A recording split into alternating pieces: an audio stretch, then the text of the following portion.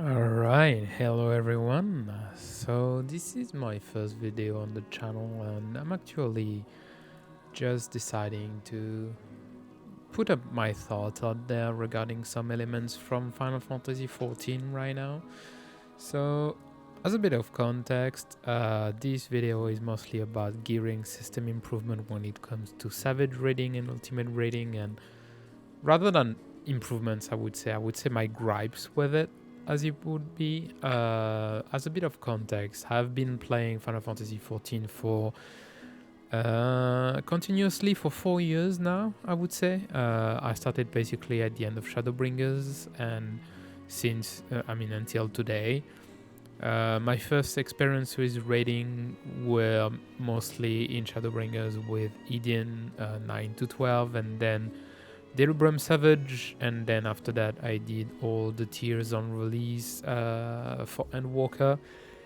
During Endwalker time, I also cleared all the ultimates, be Uwu, Yukab, T, DSR, Top, and my favorite ultimate would probably be DSR, and that's probably my favorite piece of content I mean, till these days. So yeah, this is basically who I am as a person. I'm mostly a casual enjoyer, but again, like I'm not here to speak about hardcore casual or whatever. I'm mostly talking about my thoughts. So I did write a bit of a checklist and all to like get basically from y'all. So let's take it to the top ultimately. In the big lines, what are my issues with the gearing system as a whole in 14?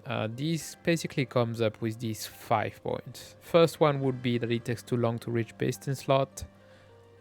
Second one would be that the RNG employed in this game is pretty bad when it comes to gearing, in my opinion. The character-centric rather than the job-centric approach that they take. The useless catch-up gear, but then again, like, if Square Enix doesn't give much of a shit about it, like, I will probably not either. Like, I will just mention it in passing. And then the not many incentives to gearing to begin with. So, let's take it to the top. Ultimately, takes too long to reach Bastion slot. What do I mean by that? To explain basically what I mean is there is 3 levels of gear in the game basically for every patch. So the normal, I simplified everything so that it can be easily digested, but the normal item level, so IL stands for item level, which would be the baseline is other crafted gear, so from the crafter classes, like weavers, blacksmiths and all. The normal raid is basically released 1 week before the Savage Raid currently, and if you get, each time you complete 1 floor, there's 4 floors every time so far, you get 1 totem, and you can exchange like 4 totems or whatever for some pieces ultimately of armor. So essentially in 1 week you would get probably maximum 1 armor before the actual raid here. So normal raid doesn't matter much, it's mostly crafted. And obviously there's another outlier, which is the weapon from the extrail, but you can do with crafted anyway, so I will not mention that. Tome and weeklies. Tome and weeklies. So when I say tome, I'm speaking about the in-game currency. So the in-game currency over there in the currency tab, ultimately you can see over there the 450 limit. What does it mean is that every week you can get basically 450 tomes. The name will be changing every patch, so it's not much of a matter of name rather than basically what it stands for that we have to take into account. So you can only get 450 tomes per week.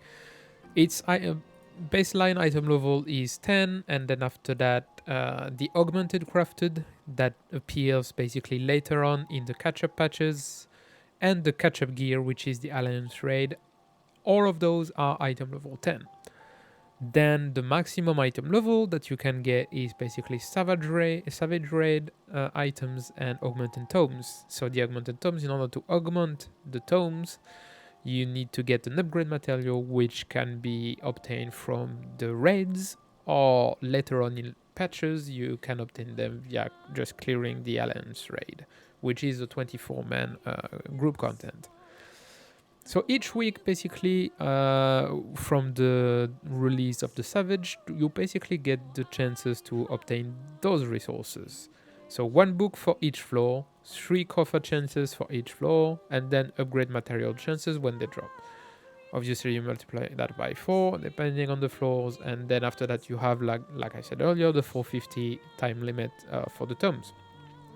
So what do you do with these resources, right? Well, you can exchange them, and that's 3 to 8 books per item, depending on the floor. What I mean by that is that, for example, in order to obtain the weapon, which is only available in the 4th floor, you need to exchange 8 books from the 4th floor. You cannot do like 6, 4, and like 2 books from the 2nd floor, for example. No, it has to be 8 books from the 7th floor.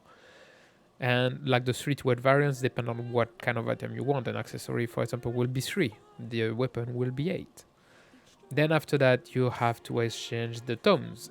You can also spend ultimately 375 for an accessory, and 900, basically 825, I think, for like the legs, whatever. So basically some items require you more than 2 weeks in order to be exchanged. How many items do you need? Well, I just kind of skip it, but you need 11 items. You need the weapon, you need the chest, the head, the hands, the legs, the feet, 2 rings, 1 necklace, 1 bracelet, 1 earring, ultimately. So 11 items.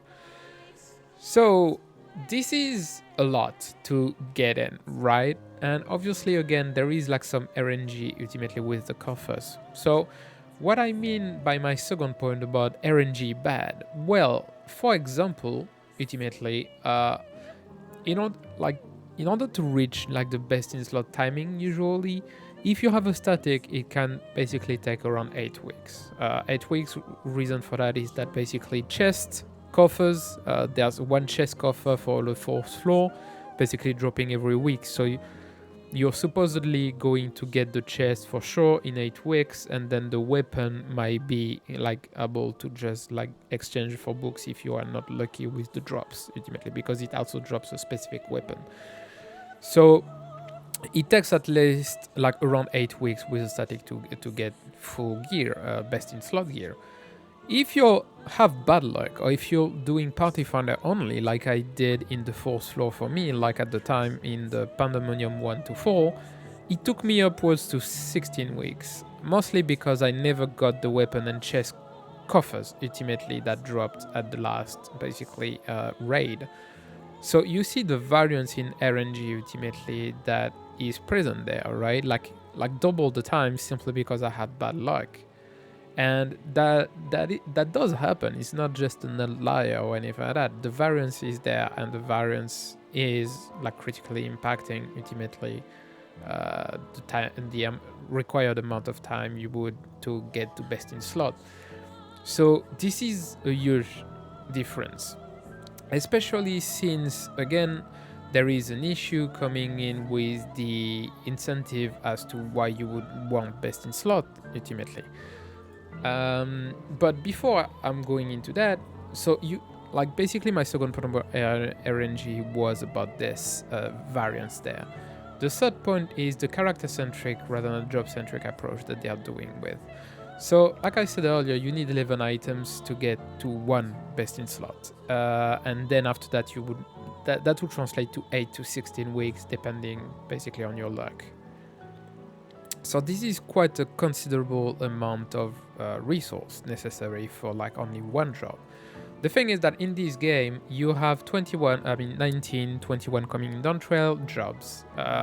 All of those are separated basically in archetypes. You have the tank, you have the healers, you have the melees. The melees is again like separated in 3 because like they have like different gear for all. So striking, maiming, scouting are basically the names of the different gear sets. Then you have the casters, and then you have the range. So that's 5 archetypes. That's basically 8 different gear sets that you would have. The issue with the character-centric approach is that basically each week you get this on a specific character. You get like the 1 book, 3 coffer chances, upgrade material by 4, and then the 450 max tome. Right? Except that, again, if you want to like build multiple jobs at once, it doesn't change anything. You're still getting that every week. And as an example, like I put it over there, one character with 2 jobs would get basically like the each week, like the weekly resources amount. But if you play 2 different characters with 1 job each, you would get basically double, which doesn't make the slightest fucking like. I can't believe how bad that shit fucking is. Like, realize that Final Fantasy XIV is a job-based system. Like the marketing is heavily influencing the fact that, like, it's putting at the forefront the fact that the character can play all jobs. You can play all jobs on a single character. The issue is that the gearing system doesn't take that into account, like, at all. That doesn't take that in account at all. Like, if I play once as a tank and then I play once as a healer, that doesn't change shit. I'm still getting as much as I would for just if I were playing just tank. And if I play 2 characters, then I'm getting twice. I can gear both my tank and my healer. And for me, this is critically, like, a critical issue with the game. And there's obviously like reasons for that and everything. Obviously, like the variance, like with the RNG, if you're very lucky, you can get coffers and maybe build up a second job. But basically, like, it's not realistic to expect to build up more than 2 jobs in like a patch. If you can even build 1, like I had an issue with during the party finder for me. So yeah, essentially that's like a rather big issue that I see with the game, because for me, like, I would really like to be able to play tanks, for example, get my shit with tank the first week, then after that play as a healer, get my shit for healer, then play range and get my shit for range, for example. But because I can't do that, because I have to do like, well, 8 weeks at least of tank, then 8 weeks at least of healer, then 8 weeks at least of range, it just becomes very difficult. And it's not like you can even switch up midway. For example, like 4 weeks of tank and 4 weeks of melee and stuff like that. Because, like, for people who do the party finder, which is ultimately like a way to like find the groups, you will be able to see that the party finders have something called the average item level. So I mentioned earlier that ultimately the gear sets have like different item level, right? From like crafted to item level 0, to Tomes item level 10 and Savage item level 20. Well, Party Finder ultimately, after a few weeks passes, for example 4 weeks passes, people will get more and more like Savage raid items or like Tome items and stuff like that. So they are going to like increase the item level that is necessary for you to get into groups, because people want to be able to re-clear content more easily. The issue with that is that if you did like 4 weeks of tank, and then you have like no gear at all for your caster, but you want to play caster, you're only left with crafted gear. Which, again, is an issue, because like if they want an item level 10 requirement, then you're fucked. You cannot ultimately like get in the party finders. So you have to play with your tank. And that becomes even more prevalent, like even after 8 weeks in, for example, where basically people will expect more and more like best in slot gear ultimately. So even if you want to gear other jobs, you will be end up probably playing the main job that you played at. So yeah, this is ultimately a big issue. Ideally, what I would like in Dawntrail would be that, for example, I play like I do the re-clears of the raid with a tank, I get my tank items, then after that if I want to play caster, I play caster and I still get the rewards for the casters only. So this way you cannot, for example, like get double amount resources and just like forward everything into tank, right? Or forward everything into my caster. Like, I want to be able to ultimately earn the gear that I want by just playing the job, ultimately. And my issue comes down after that with the incentives, ultimately, because, like I put it over there, what to use the best in slot on. Obviously, now we have another thing, which is the variant dungeon, but the criterion variant dungeon, like, they are not very much interesting content in the sense that the rewards don't match up by the time they are released. So basically, what's only left to use, like, the best in slot gears on are ultimates. Ultimates being the hardest content in the game, like Omega Protocol or Dragon Song Reprisal and stuff like that. The issue is that the Ultimates basically arrives 3 months after the previous patch, which is approximately 15 weeks. Again, referring to like the previous like best in slot timing, you're looking basically at 1 to 2 jobs fully set up before the release. 2 if you're really lucky, most likely 1. So if you're going to play the Ultimates on release, you will most likely be stuck with the main job that you played at during the Savage content. So basically, you will be playing straight, like 5 months straight, like not really 5 months, but like at least 3 months straight, like a single job, ultimately. Which I think to be just problematic, because why would I, like, if I want to play tank during the raids, and then if I want to play healer during Omega, like the upcoming Ultimate, then I simply can't, and that's like a really frustrating issue. And that especially an issue for like even like melee DPS. You see like the discrepancy between like the gear sets. Obviously, like if you like to play melee but you want to play monk, and then you want to play Reaper, oh yeah, by the way, Reaper, I just noticed, yeah, just ignore that. And yeah, Dragoon, and then Ninja, and then Viper as well, like in Dawntrail ultimately. So this becomes very much an issue when it comes to gear design. Like the fact that, again, it takes that long to reach base. It takes like a lot of RNG to also like get ideally the items that you want. Then after that, again, it doesn't reward you for you playing the jobs. It rewards you for just playing the character.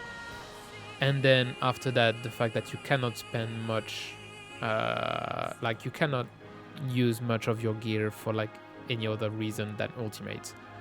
Which again, like for example, they could find a way to make maybe like the previous best in slot rival the next crafted ultimately for the upcoming new raid or something like that.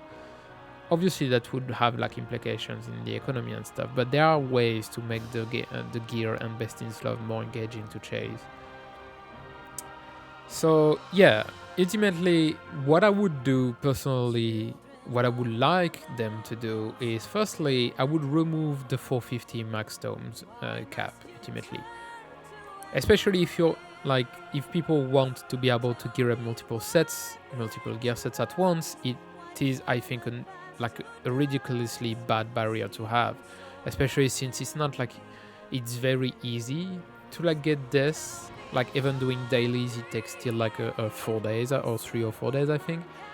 So ultimately, like I think if people want to play a lot to be able to farm these, I think it's perfectly normal to expect them to, like, it's not breaking at all. On top of that, I would, like I said, remove the RNG to make it maybe, like, again, like change the coffers to maybe give more books instead. And again, after that, make the books maybe, you know, like a bit more tied to the jobs you clear that. Again, like you could have like a general main book, for example, per character, and then you could have like a specific gear set book, for example. Like, for example, by clearing the first raid, I would have like the first book, and then I would have the first tank book, and I could use the tank book just for tank items and stuff like that. So that could be a way to solve this issue ultimately. So you would still have more books, and like the coffers chances basically being removed, but at least you would be able to forward more like gear progressively, so they could control ultimately these variants. Yeah, after that, obviously, like I said, find maybe a bit more interesting like end game content to actually use this gear on ultimately.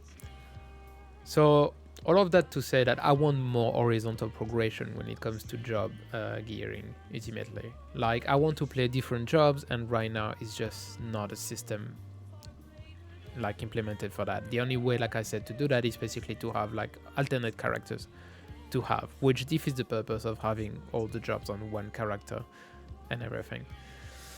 And then my last talking point would be simply the fact that the catch-up gear in this game is fucking horrendous. So like you see over there, the catch-up ultimately is item level 10, so that's slightly better than crafted, that's equal to tomes, and that's worse than Savage Raid.